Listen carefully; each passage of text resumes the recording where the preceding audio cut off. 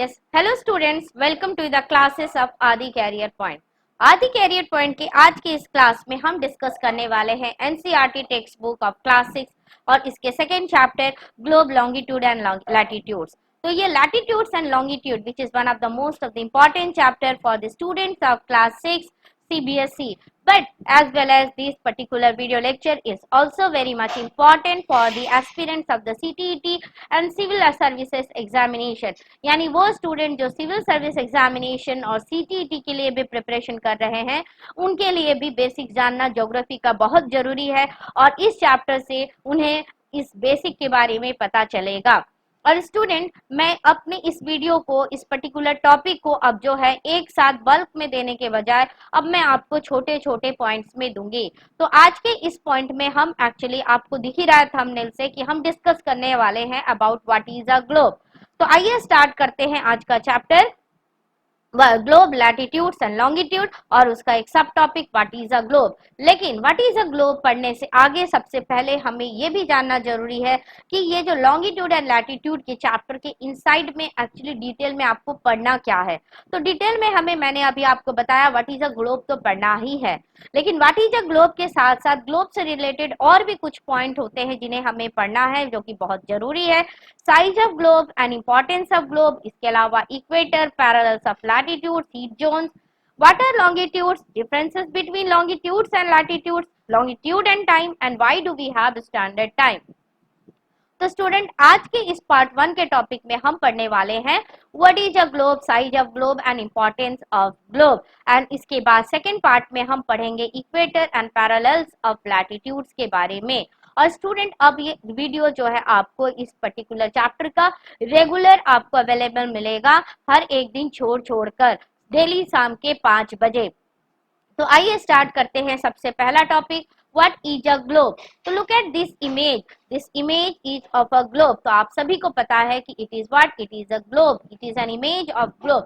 But now question comes that what is a globe. अब question आता है कि ग्लोब क्या है भाई। ग्लोब जो हमें दिख रहा है इसे हम ग्लोब तो बोलते हैं, लेकिन एक्चुअली ये है क्या। Actually it is a true model and it is a miniature form. यानी ट्रू मॉडल एकदम सही यथार्थ में दिखने वाला, मिनिएचर फॉर्म मतलब छोटा सा दिखने वाला। तो किसका मिनिएचर फॉर्म है, किसका ट्रू मॉडल है। तो it is miniature form and a true model of the earth। And the next point which is also related with this globe, that is the globe is not fixed। तो हमें ये दिख रहा है image में कि जैसे कि ग्लोब फिक्स होगा, ये एक जगह स्टैंड होगा, हम इसे यूज नहीं कर सकते, इसे हिला डुला नहीं सकते हैं, लेकिन ऐसा नहीं है। Globe is not fix student.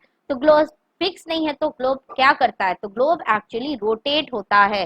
तो ग्लोब रोटेट कैसे होता है, in the same way as a top spin और पॉटर्स व्हील इज रोटेटेड। जैसे पॉटर्स का व्हील रोटेट करता है, ऐसे घूमता रहता है, ठीक उस तरह से ग्लोब भी रोटेट होता रहता है। आप ग्लोब को घुमा सकते हैं, रोटेट कर सकते हैं, जिस तरह से हमारी अर्थ भी जो है ओरिजिनली रोटेट होती है। और इसे आप रोटेट करके सब कुछ इसमें देख सकते हो कि क्या है और कहाँ है।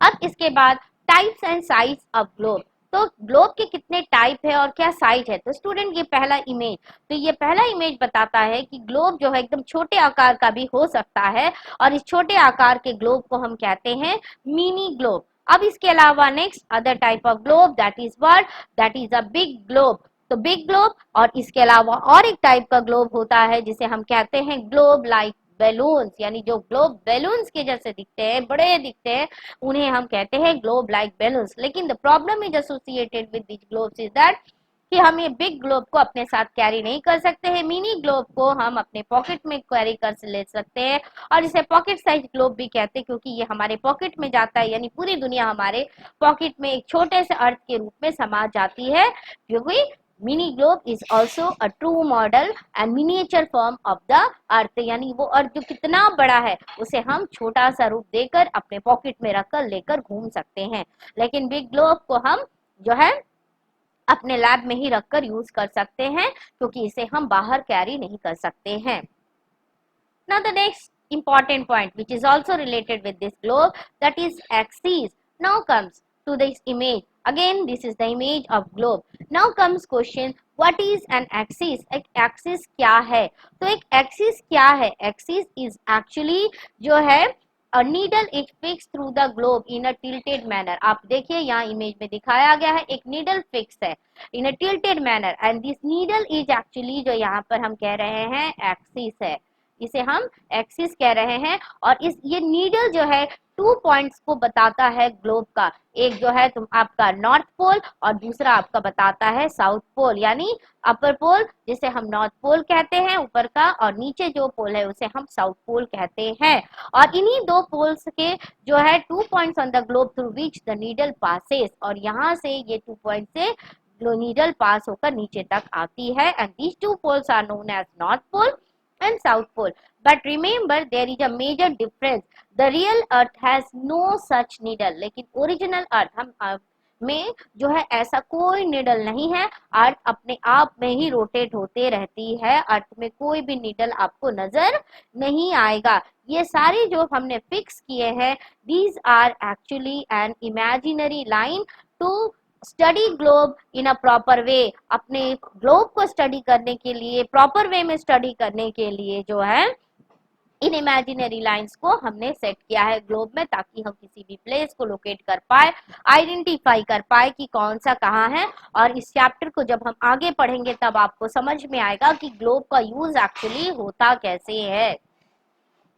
Now the next topic that is importance of globe. तो ग्लोब का इम्पोर्टेंस क्या है, क्यों हमें ग्लोब की जरूरत होती है? तो actually student it helps the students to understand the shape of the earth. तो अर्थ के शेप को अगर हमें क्लियरली समझना है तो उसके लिए हमें क्या यूज करना पड़ेगा?